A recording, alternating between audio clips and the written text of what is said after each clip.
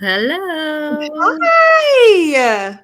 Happy Monday, everyone. Happy Monday! How was your Monday? Did you have a good one? Yeah. Was What it did you rough? guys do? I was packing all day today. That's all I did. Why? Are you having water? Well, I see a fancier glass. This is just a little vintage glass I got Is way, it is it way a back. daffodil? Yep, it's a little daffodil. Nice.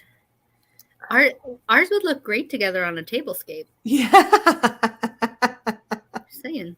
Yes. Yes. Do you want a terrible vintage glass confession? A terrible vintage glass confession. Well, confession is always intriguing. So, So, these are like my everyday goblets. I put them in the dishwasher.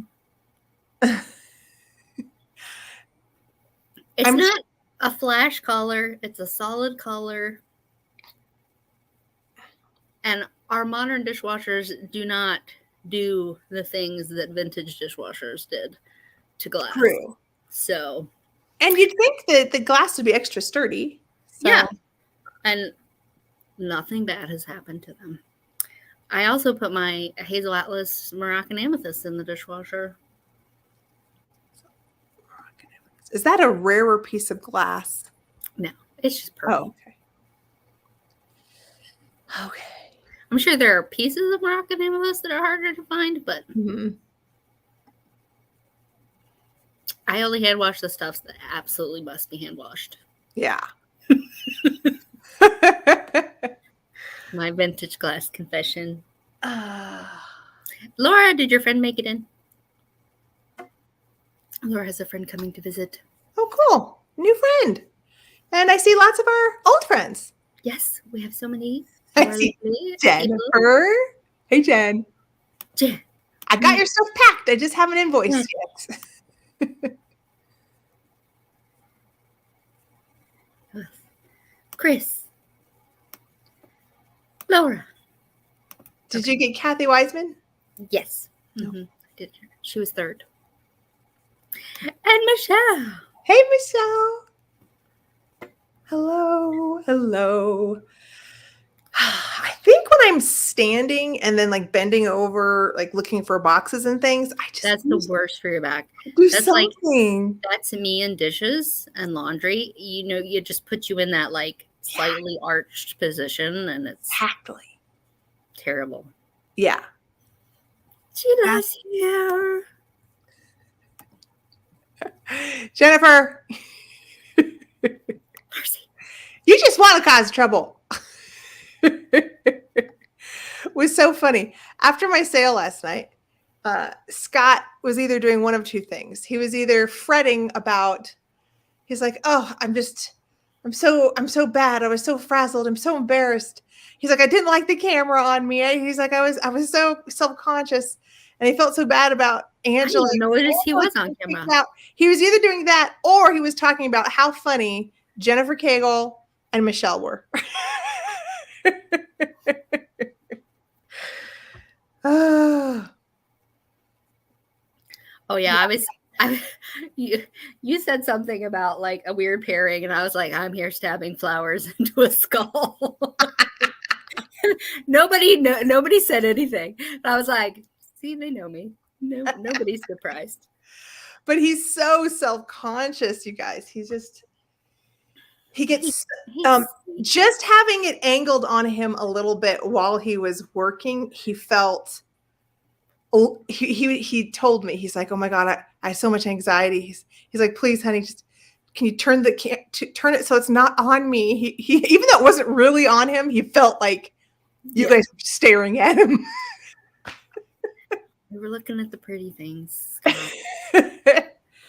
And while you're pretty, that's not there.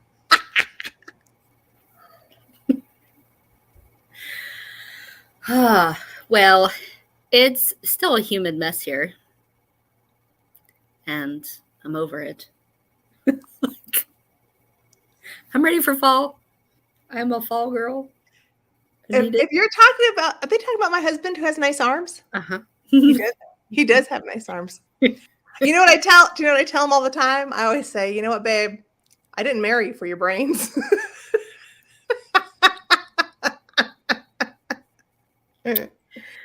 Scandalous. Well, you want to jump in? Mhm. Oh, we have lots of stuff to talk about. Yay! And we're going to start with chic charcuterie. Well, I know you already did an amazing, like, kind of. There's always more charcuterie to see. Yeah, and I just saw this one, and I'm like, I know you showed so many, but I was like, well, maybe we could just make it a thing. So when we see cool charcuterie, we'll just share it. I loved it. There was something similar, but not exactly. Like, yeah, like I liked it. Had like it's like a s'mores board, but there's also cookies and little pies and fruit and chocolate covered pretzels. I mean, it's a really fun little dessert board, right? I thought it was cute. And like, charcuterie is a way to do a tablescape that you don't have to think about. Like, it just works. Yeah. Slap it on a board, and it looks like you've made some effort. Yeah,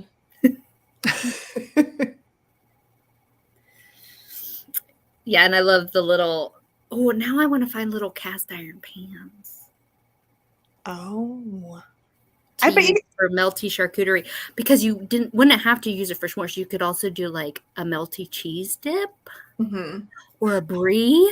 Yeah, I think Lodge makes them, the littler ones. Yeah, but I'd rather find a vintage one and re-season it. My mom got the whole like electric seasoning thing, like to condition like super rusty cast iron. Oh, okay. Like, I don't know. There's a battery involved. Okay.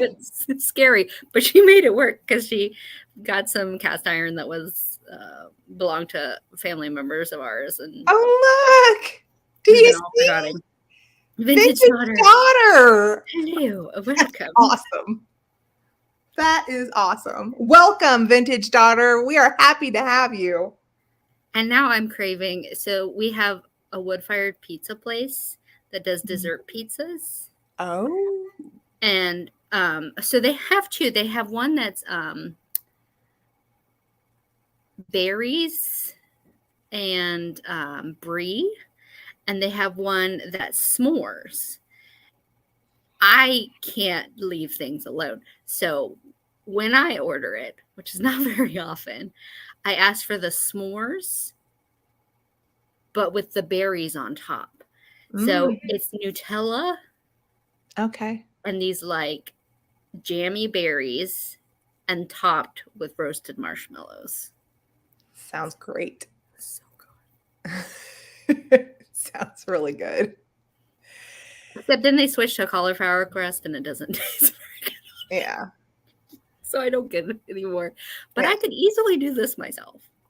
Yeah. And now I need dessert pizza. So same theme, like this is using food as part of the decor. With charcuterie, you're just making the food look good before you eat it. And I just love the idea of like the theme of your table is what you're eating. And obviously it's a pasta night because they have these amazing tomato plates. I love the red bandanas as napkins. Yes. Then if you look closer, they have like tomato paste. They put actual noodles and tomatoes on the table. Yes. I love the spaghetti and the greenware there. Yeah, like the little I love cabbage plates, and they've got like a cabbage terrine that goes with the little tomato bowl, covered bowl over there. Yeah. I've never seen a tomato dish like that. Me either. It's super cute. But yeah, and then mixed in with the pasta, they've got cherry tomatoes, and I just thought it was adorable. Hey, Karen. Perfect for your pasta night. It's unless you can't have gluten, and then I would die. Right. They would have to be gluten-free noodles. And those are so expensive, you don't want to toss them on the table. Anyway, so just some thoughts, ideas, but it was super cute. Yeah. You know what, Chris? I think I totally know what you mean. I wanted some and I finally found some at an estate sale. But it's one of those things, once you stop looking, I bet you some will show up right in your lap. They do pop We around. saw some small ones. They were actually Fitz and Floyd. Not that long ago. Mm-hmm. But they don't, I like them. Mm-hmm. I have too many collections. Yeah. But there's always room for some. Like salt shakers. Are the salt shakers or sugar casters? Muffiners. Yeah, muffiners. Sorry. I think they're muffiners because they're pretty large. I love them. And you've got the pierced spoons down there. Aren't those fruit spoons? I'm not sure if these are the berry spoons or these wider ones are for something else, but they look beautiful. They're so pretty. Yeah. I have never come across one like that. Yeah. I found some berry from my spoons. various servings. Yeah. But like the berry spoons seem to have like a little bit more of a cup, you know, like more, and these seem a little bit more like strainers almost. They're very flat. Yeah. So it would have been something that needed to drain as you. Yeah. Yeah. I like the smaller one too down the Yeah. side. They're just so pretty all together. They are so pretty. Yeah. I've got my decorative spoons all together, but these pierced ones, these are great. Yeah. Now, another thing I need. Kathy said olives. Olives. There you go. Definitely the smaller ones. Yeah. Yes. Yes. There you go. Olives. I just really like this picture. Blue glass and wicker together just screams beach. And so I was like, oh, why not? I mean, you could take this idea, though, for any color of glass. Because these wicker shelves, they seem to be everywhere right now. Yes. And wicker's not something I'm opposed to painting. So right. If you just pick the color that works with your glass collection. Like you could put a rainbow glass collection in the shelf with white. Or if you had like a brighter color collection, you could paint it black. Oh yeah, you could. Would depend on your backdrop, obviously, but Kathy. Yeah, I found it in a Facebook group. So yes. And I saw Georgia pop in. Hi, Georgia. Georgia. And Nancy popped in too. And I see her at the top. And Georgia was saying hi to Marcy, and I didn't even see Marcy. Oh, I popped her up earlier. Oh, okay. I missed her. And Karen is here. All right. Next. Okay, so we all know I love shells, but look at this picture specifically. I loved. So pretty. Just the purple of these little simple shells. These I have seen before. Can we talk about our kismet for a second? Because this is blue and gold china on a wicker table. Oh well, blue and white china on a wicker table. Oh, I just loved the purple shells in specifically the blue and white chinoiserie, really pretty divided dish. I loved this picture so much that this is like, okay, if I get my hands on some purple shells, I'm doing this because it's such an aesthetic color blend with the two of them together. I just love it. It would go perfect in my curio if I could do a small version. When I'm collecting shells, I'm just kind of all over the place. So like this person was diligent. Like they're like, I like this specific type of shell. Yeah. And I'm going to just collect that. Or they collected a lot and just had a lot of these. But. Yeah. Well, they might, or if you live on a beach that has a lot of these, True. then you would just That would be have easy. them. Yeah. This is such a pretty picture. It's such a pretty picture. Exactly. I know. So, well, we're back in K-drama territory, y'all. And I'm not sorry. If you need, this is on Netflix. I'm sure it's on like other like Asian streaming services and not just Netflix, but this is a fantastic show. It's just like a feel-good show. There's drama, but it's not like, American drama that's over the top and ridiculous. Full of fantastic characters and just feel-good moments.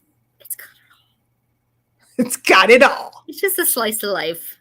And it's cute. It's very cute. And then we're gonna go right into my inspiring interior because the main male character, Chief Hong, this is his house. Oh, okay. And he's one of us. You see the collections? I see. He's got All cameras, the cameras. so many books.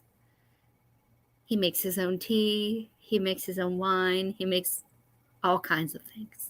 I'm not saying he's my dream man, but He's a kindred spirit, his character. Definitely. He's got lots of talents. And then here's a view of the kitchen. But I just loved the wood, the beams, and everything else. Mm-hmm. What's he doing to the gal with his hands? They were drinking. Her face was hot, so he had his hands on the ice bucket. Oh, okay. And he's cooling her down.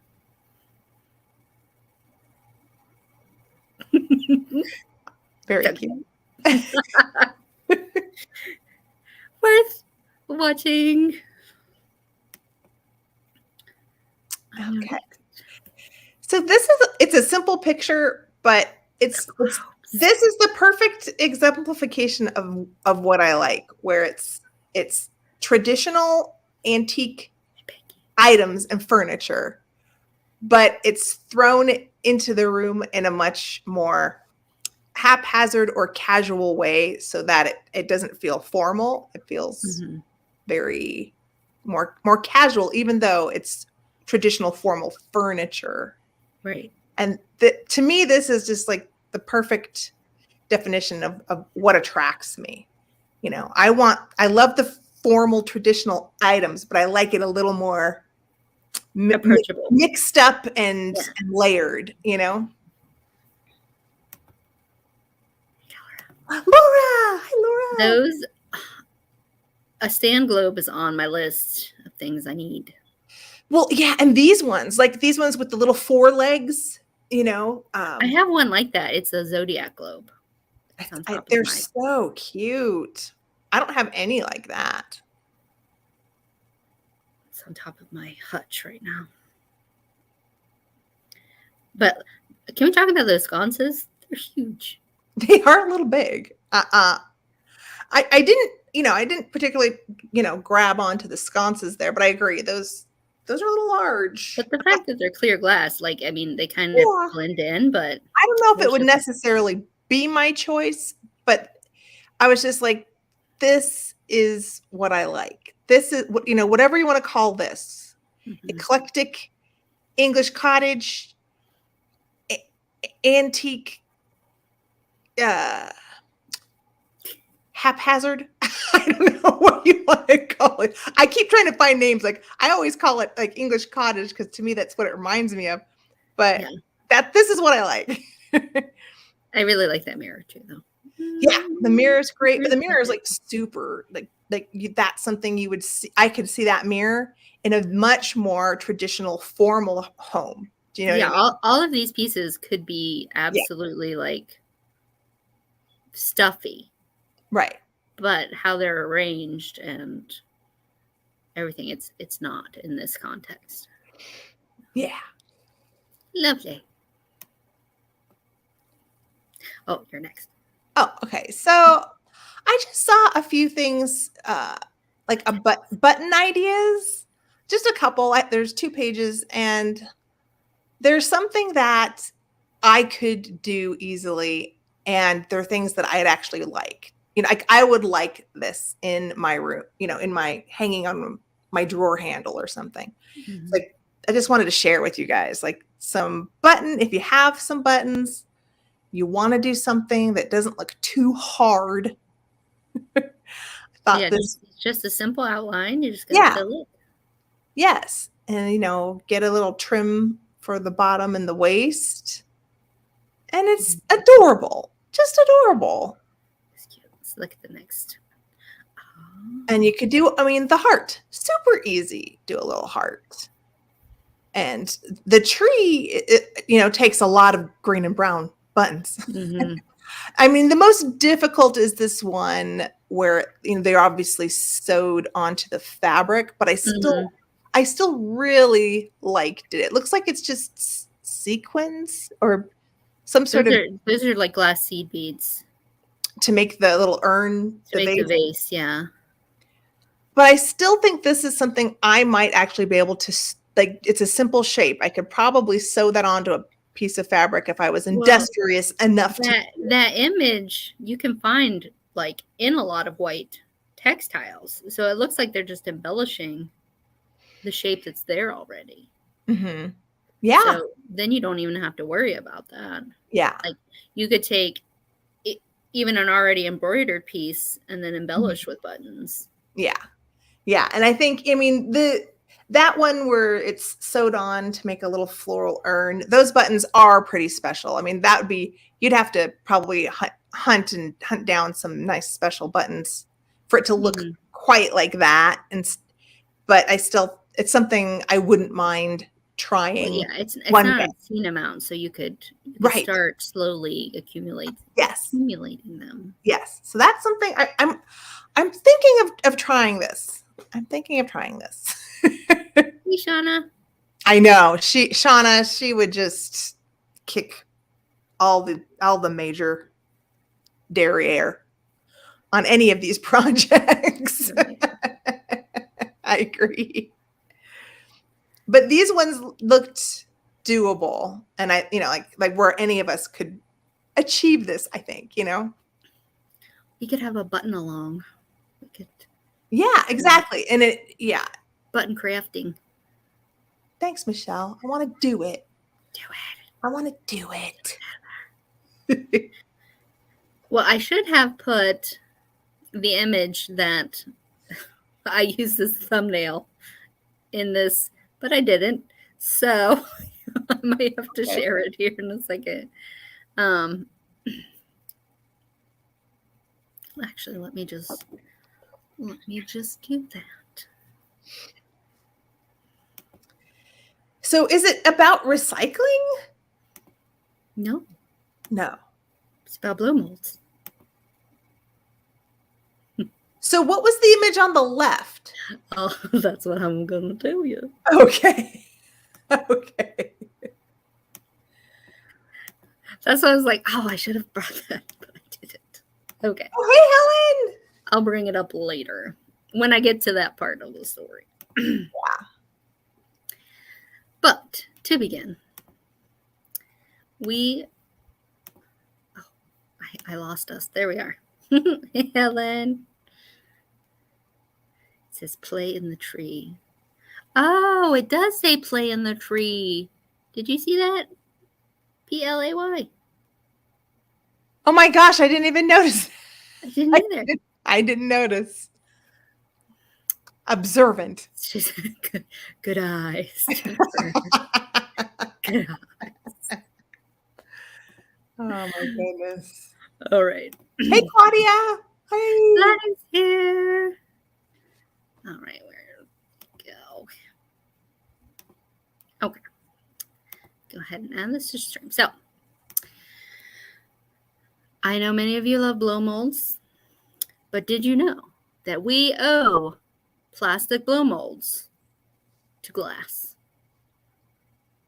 Before the technique of blow molding took hold, early plastics, as y'all know, were injected into separate halves, and then those halves were stuck together either by heat, glue, or other means of fastening.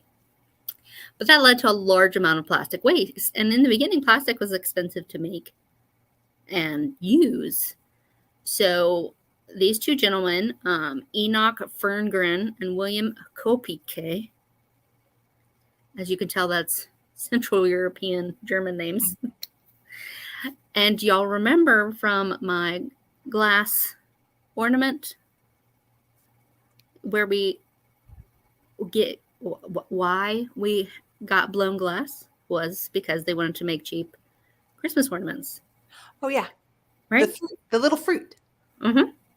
And so this image, it's attributed online that this is Enoch and William and their wives. I could find no verification of this, but I couldn't find any pictures of them. I couldn't find any background on them. I would love to know if they came from glass-blowing families. Yeah. If that's, what led them down this path. I felt the same way on sorry. Yeah, to make this machine. Like, oh, okay. How did they have the know-how that we do this in glass? Why not let's do this in plastic? Sure. Historians, there's a book for you. So, in 1937, I think is when they patented it. They took, this is an image of the blow mold process. So you've got your liquid plastic that comes in at the top. That's what's depicted in yellow, is blown down into these two molds. The molds is smushed together, just as you would when you're blowing glass. Air is injected in the middle, which forces the plastic out and into the mold, just as when they're blowing glass. It cools, and then, they trim off the excess, and you have your molded piece. Now, there's injection molding, and then, and then there's others. But the first one was basically injection molding. Oop.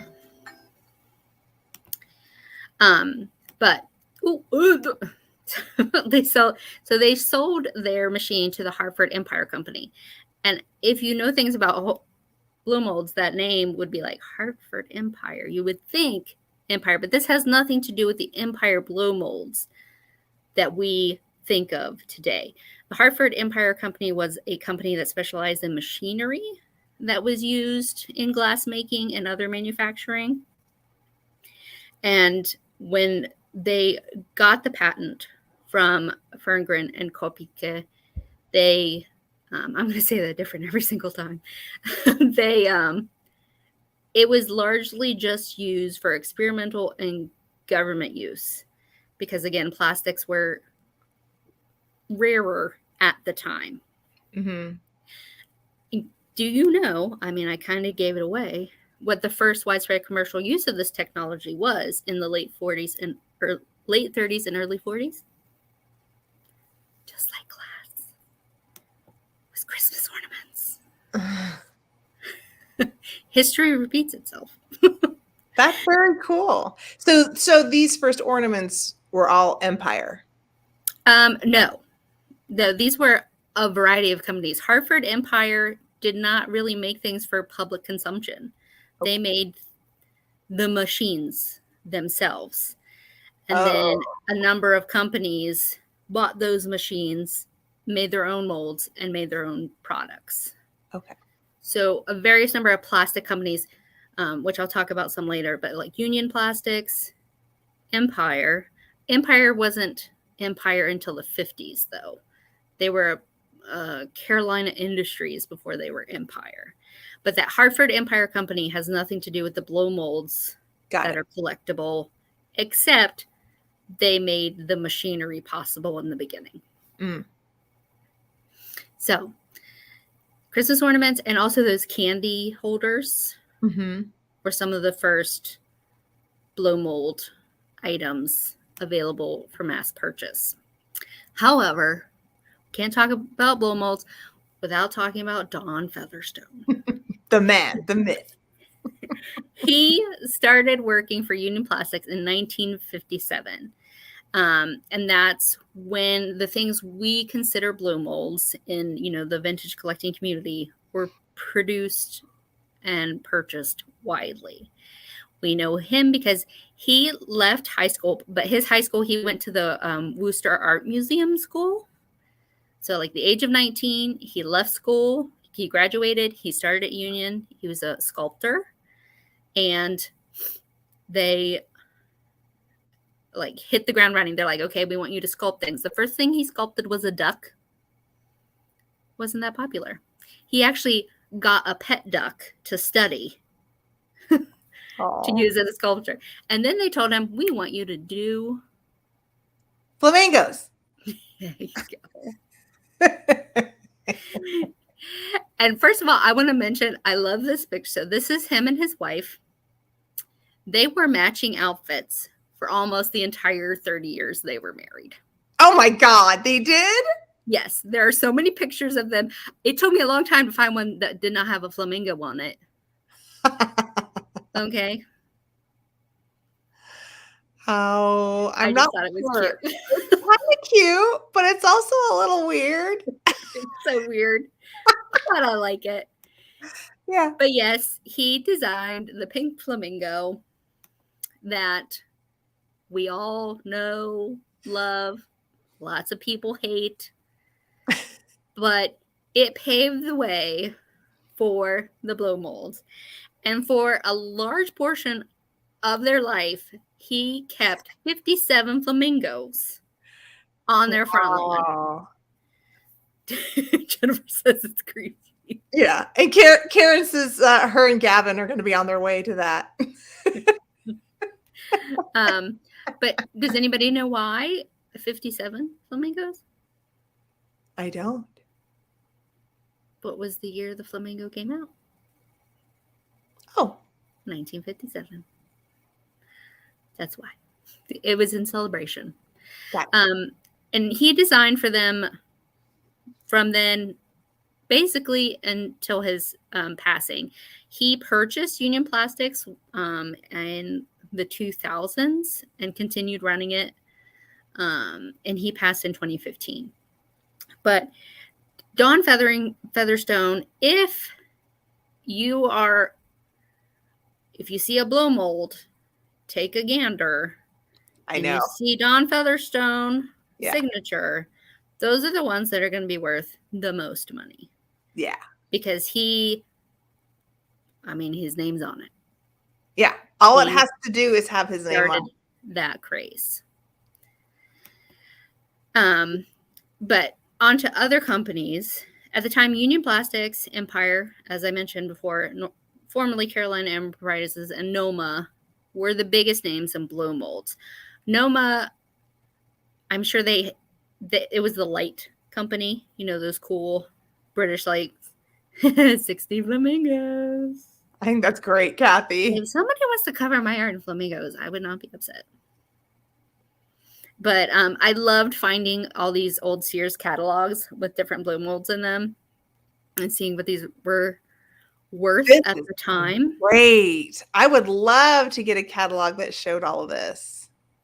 And so these ones in the Santa and the snowman in the bottom right-hand corner, those are Noma. Like, I don't think you can get it big enough to see there. But that was 1952. So this was before the flamingos caused it to go big.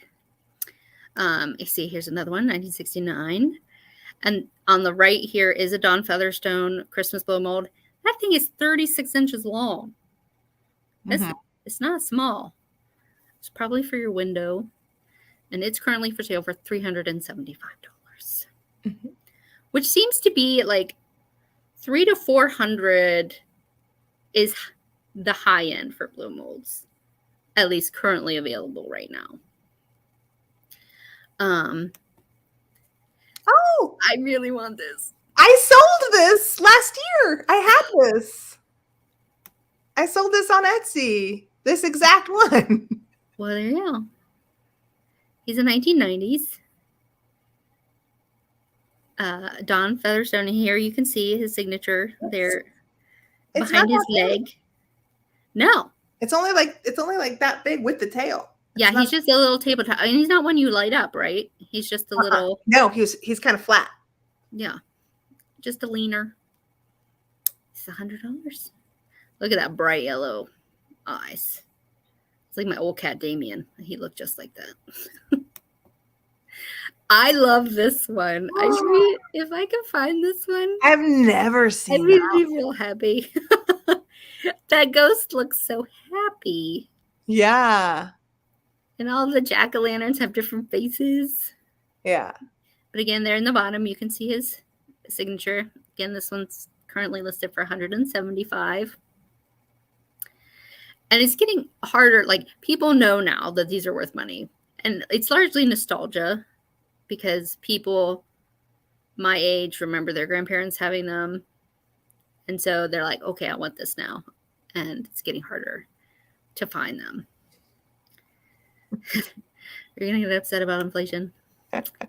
I did want to pick some that weren't on Featherstone. This is just an Empire blow mold, but I love the Frankenstein's monster. Yeah. And you can see he's got a barcode. He was $20 originally. So yeah, they're starting to make them again. If you go to Walmart, yes, they look a little different, but they're starting to make them again. And there was a company that bought once Featherstone passed away, a company bought all of Union's molds, and they were making some, and then that company went out of business. So currently, the molds themselves are largely unaccounted for and might show up for sale. In various places. Mm-hmm. And I mean, if you've got an injection machine, you can make them. And if you want a blow mold and you don't want to pay vintage prices, companies are making them and you can buy them today. I'm kind of curious if they're just making them for a couple years because of the fad of vintage and the popularity, or if they're going to continue to make them and it will kind of flatten the market as far as interest, as you know, they won't seem as unique because everybody has them if they're buying at Walmart. I think there'll still be people who want the vintage. So like the prices might come down some, but like if they want a true, but I mean, as the 20-year-olds get older, like my daughter, she probably wouldn't know the difference between an Empire blow mold or, you know, a new one, a remake. Yeah. You know, true. It just depends on the collector. Yeah. And one thing you want to keep your eye out for. Wow, look at those blow mold light covers. Yes. I remember my grandmother had these amazing owl ones on her camper when we went camping. She might still have them. I might have to call her. Like, I need those owls because that is like one of the things I remember from camping that I actually adored. Was the lights that they would hang around their camper. Yeah. But these Halloween ones, which was by Peerless, and these little kitschy cats, they're going for big bucks.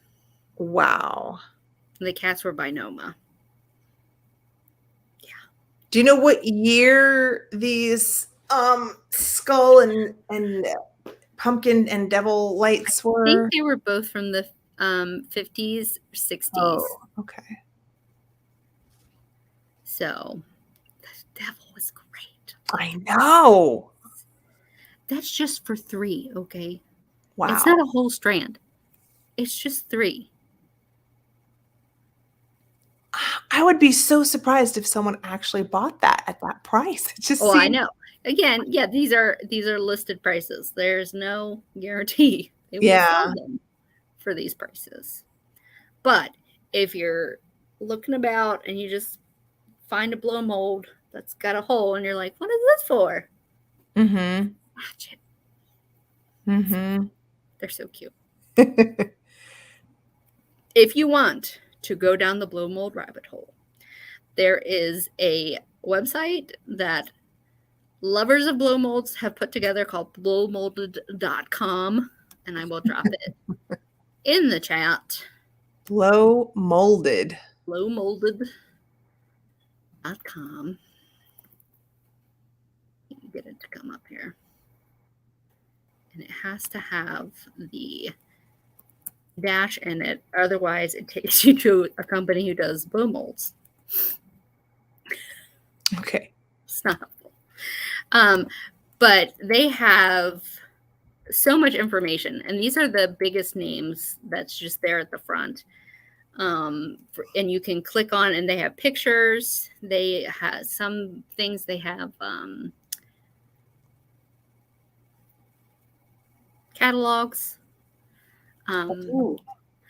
Plus, some of the lesser known companies are listed below this as well, alphabetically. But these are the big names, and those are the ones that, if you want to see what's out there, yeah, or what you want to put on your bucket list. I mean, I need a vampire, but that's just me. I haven't heard of half of these. Grand Adventure, Polaron, Beco Products. And some of these like took over from the older companies. You know, they bought them out. Yeah. Hey, Mia. Hi, Mia. So, yeah, it's a great resource if you want to take a gander at what is available in the blow mold world. That is hard. Blow mold world.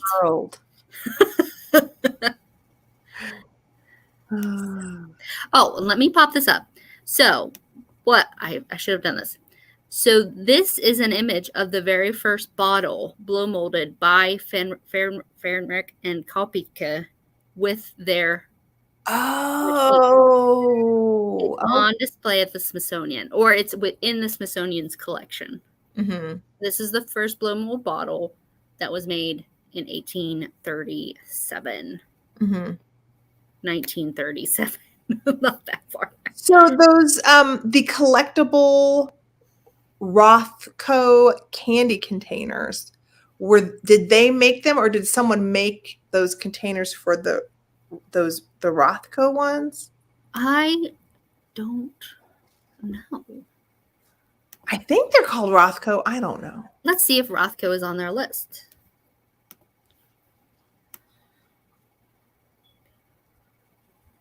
Is that what they're called? Rothko? Rossbro? Oh, Rossboro. That's what I'm talking about. That's it. Well, there's Rossbro Plastics is listed. Oh, okay.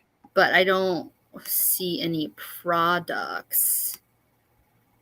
But they were also connected to Tyco Toys, which made animals and pumpkins. Oh, okay. Sticks, maracas, witches, candy pails. So maybe those actually, even though we call them Rossboro, Rossboro might have made them for the company that sold them. Okay. Kind of like how the company made the machine. Yes. But not the item, you know? Yes.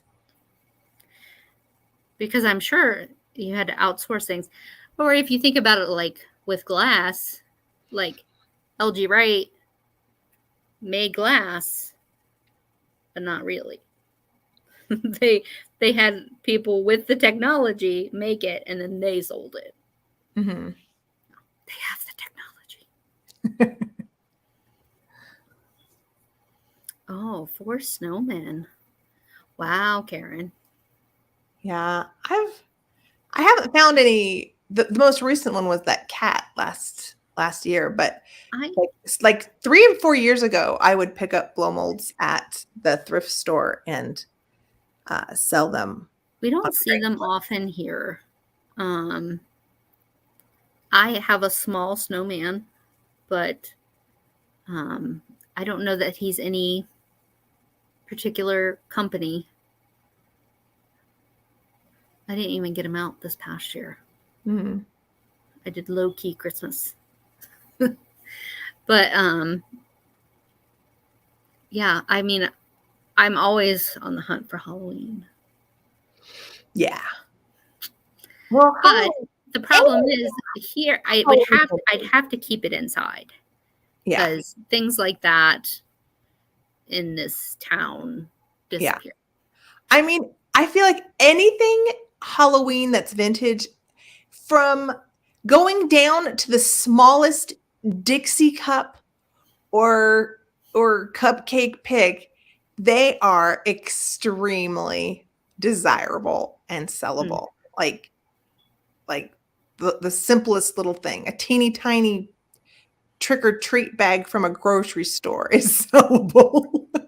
I know. I'm thinking of I might do a Halloween themed sale Mhm. with vintage and antique Halloween. Yeah. I'm not ready to do one. I should start thinking about that. But so did you do a favorite thing? I grabbed something that I haven't shared. Okay. I can I share. will grab Philip. Hold on. Okay. And Susan, I saw you come in. Hello. And yes, I agree. All the blow molds are really good sellers. All right, let me make you big. Okay. I grabbed a buckle, but this is one you guys hadn't seen. It's like a 1920s paste rhinestone buckle. Wow. And Pretty. it's great. I got it at a good price. And this is one of my favorite things. Here, it just unlatches like that. But I was thinking, wouldn't it be cool if I could turn it into a big brooch? But for the I think it for needs the to be on moment, tape. yeah. For the moment, it's just sitting, displayed like that in the cabinet. It's pretty. But yeah, and I got it at a pretty darn good price. I like it. I like this one. It's lovely. Yeah. That's what I found. Wandering around going, what do I have that's new? What can I show? So, if you don't know, I started needle felting. So, this is the new favorite thing that I made. He's a frog. Love. His name is Philip. Right now, he's living in my Ainsley teacup on my mantle. So, I just tuck him over like that. It's so cute. It makes me happy. So there will be more felted creatures, etc., coming in the future. But I was going to keep this a full secret until it arrived. But let me be So, you know what I did for my last history highlight? Uh-huh. Parents, right? Yeah. And so I watched a bunch on eBay because that's what you do. What did you do, Angela? What did you do? So, like, I watched a bunch, and like 4 of them sent me offers. Mm-hmm. But 3 of the 4 were well over $2,000. So I was like,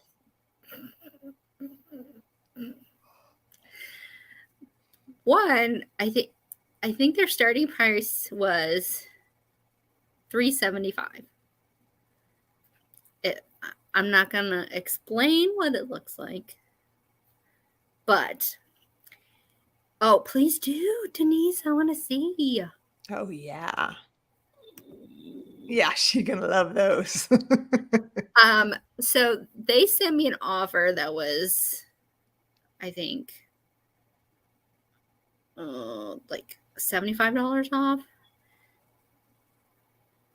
I was like, I can pay you $100.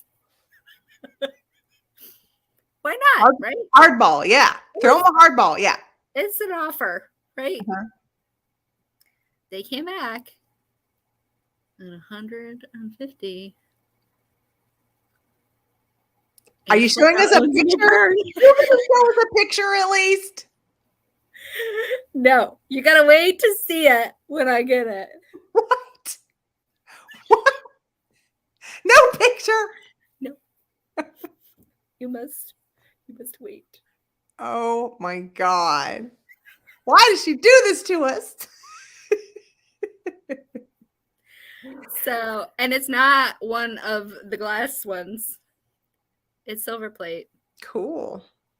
With crystal. Art Nouveau.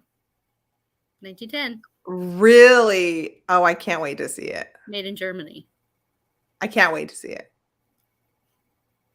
It's got baskets. Oh, awesome. Removable baskets. I can't wait. I'm ready. I'm ready to be jealous, but I'm ready. I'm ready now. I mean, when the universe does that, you can't say no. You must accept. Y'all saw those prices. Yeah. Right. No, I had to. At least I said the no to the one that was like, "Oh, it's $2,700. We'll give it to you for $2,400." I was like, "No, sorry, no, can't do that." No. Very cool. Wow. Tables are about to get real fancy. Anyway, so I'm excited. I might have to just do a whole like a live when I get it and be like, yes. Oh yeah. You need to do a serious unboxing, unveiling. Yeah. I'll be cackling the entire time. Just like of course, I'm going to refer to it as my surtout de table. Oh, yes. Well, that's all I have for this evening. Oh, that's perfect. It's perfect. Easy peasy. Yeah. Easy like Monday evening. So you have another sale coming up on Sunday? That's my plan. I don't know what I'm selling yet. I'm considering doing mostly a Victorian Christmas sale. It just depends on, I'm not sure I have it enough, but it could be that I just make it like not as fast a sale. You know what I mean? I just make it a little more slower. But that's what I'm considering, if I can organize it. Or if I think Christmas is just getting, if everyone's just over Christmas, I might just do a variety. And in 2 weeks, a week from Thursday, I am going to be on Patrick the Trusty Huckster, probably on the 27th. On the 27th. Mm. Yes. You'll have to remind me. I have a sale in August with Beth. Yeah. When we get closer, I need reminded to talk about. Okay. All right. First week of August. We're getting there. We're getting there. Yes. But I hope y'all have had a fantastic time with us. Thanks for sticking around. Thanks for chatting. I hope you learned something you didn't know, or if you knew it already, now it's drilled into your mind forever. Exactly. Well, now I can picture how they made it being pushed out into the mold. You know, now it's in here. Well, yeah, and it's just like, just picture that with molten glass. Yeah. Same thing. But anyways, thanks everybody. Be sure to watch for us next week on Heather Elizabeth's channel, and have a fantastic week. Yeah, have a great week, guys. We'll see you on Sunday, Monday in the chats. Oh, go check out Crazy May and or Mother Tuckers. Yes. Yes. All right, guys. See you later. Bye.